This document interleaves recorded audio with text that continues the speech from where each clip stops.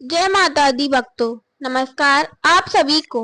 आज इस वीडियो में दुर्गा सप्तशती का 12वां अध्याय सुनाने जा रहे हैं, जिसमें माता दुर्गा के चरित्र का वर्णन है और माँ दुर्गा ने स्वयं बताया है इस दुर्गा सप्तशती का पाठ करने वालों को किन किन विपत्तियों से रक्षा करती हैं। तो सुनते हैं माँ भगवती के चरित्र का वर्णन। सुनिए।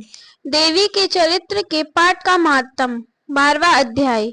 देवी बोली, हे देवताओं, जो पुरुष इन स्तोत्रों द्वारा एकाग्रचित होकर मेरी स्तुति करेगा, उसके संपूर्ण कष्टों को निसंदेह हर लूंगी।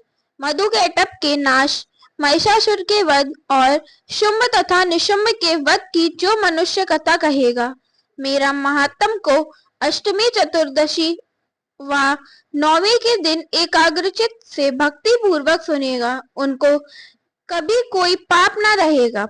पाप से उत्पन्न हुई विपत्ति भी उनको न सताएगी। उनके घर में दरिद्रता न होगी और न उनको प्रियजनों का विछोह ही होगा। उनको किसी प्रकार का भय न होगा। इसलिए प्रत्येक मनुष्य को भक्ति पूर्वक मेरे इस कल्याणकारक महात्म को सदा पढ़ना और सुनना चाहिए। मेरा यह महात्म महामारी से उत्पन्न हुए संपूर्ण उपद्रवों को एवं 3 प्रकार के उत्पातों को शांत कर देता है। जिस घर व मंदिर में या जिस स्थान पर मेरा यह स्तोत्र विधि पूर्वक पढ़ा जाता है, उस स्थान का मैं कभी भी त्याग नहीं करती और वहां सदा ही मेरा निवास रहता है। बलिदान, पूजा, होम तथा महोत्सवों में मेरा यह चरित्र उच्चारण करना तथा सुनना चाहिए। ऐसा हवन या पूजन मनुष्य चाहे जानकर या बिना जाने करे, मैं उसे तुरंत ग्रहण कर लेती हूँ। और शरद काल में प्रत्येक वर्ष जो महापूजा की जाती है, उनमें मनुष्य भक्ति पूर्वक मेरा यह महात्म सुनकर सब विपत्तियों से छूट जाता है और धन धान्य तथा पुत्रादि से संपन्न हो जाता है।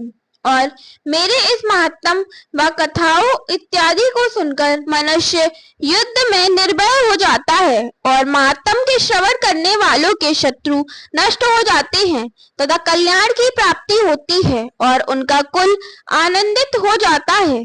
सब कष्ट शांत हो जाते हैं तथा भयंकर स्वप्न दिखाई देना तथा घरेलू दुख इत्यादि सब मिट जाते हैं। बाल ग्रहों में गृहस्थ बालकों के लिए यह मेरा महात्म परम शांति देने वाला है। फूट पड़ने पर यह भलीभांति मित्रता करवाने वाला है।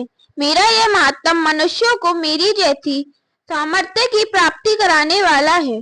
पशु, पुष्प, अर्घ, धूप, गंध, दीपक इत्यादि सामग्रियों द्वारा पूजन करने से, ब्राह्मण को भोजन करा के, हवन करके, प्रतिदिन अभिषेक करके, नाना प्रकार के भोगों को अर्पण करके और प्रत्येक वर्ष दान इत्यादि करके जो मेरी आराधना की जाती है और उससे मैं जैसी प्रसन्न हो जाती हूँ, वैसे ही प्रसन्न मैं इस चरित्र के सुनने से हो जाती हूँ।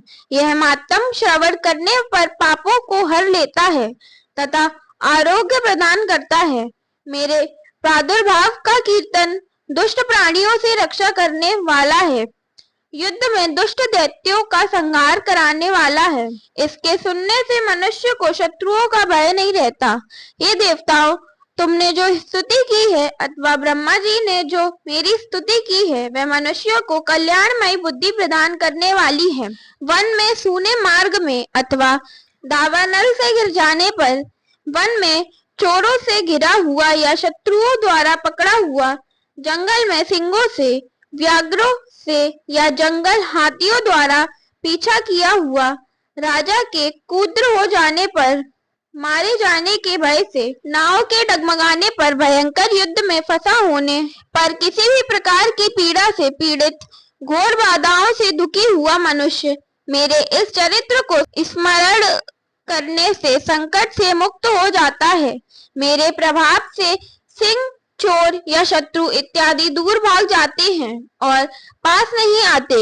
महर्षि ने कहा, प्रचंड पराक्रमी वाली भगवती चंडिका यो कहने के पश्चात सब देवताओं के देखते ही देखते अंतर्ध्यान हो गई और संपूर्ण देवता अपने शत्रुओं के मारे जाने पर पहले की तरह यज्ञ भाग का उपभोग करने लगे और उनको अपने अधिकार फिर से प्राप्त हो गए तथा युद्ध में देवताओं के शत्रुओं शुंभ व निशुंभ के देवी के हाथों मारे जाने पर बाकी बचे हुए राक्षस पाताल को चले गए।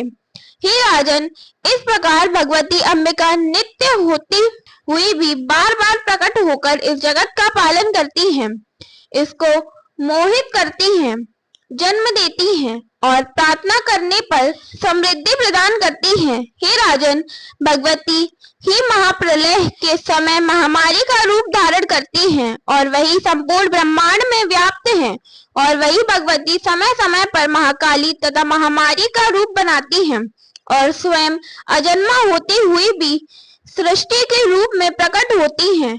वह सनातनी देवी प्राणियों का पालन करती हैं और वही मनुष्य के अभ्युदय के समय घर में लक्ष्मी का रूप बनकर स्थित हो जाती हैं तथा आभास के समय दरिद्रता बनकर विनाश का कारण बन जाती हैं। पुष्प, धूप और गंध आदि से पूजन करके उसकी स्तुति करने से वह धन एवं पुत्र देती हैं और धर्म में शुभ बुद्धि प्रदान करती हैं। तो इसके साथ दुर्गा सप्तशती का 12वां अध्याय संपूर्ण होता है। जय माता दी, जय मां भवानी।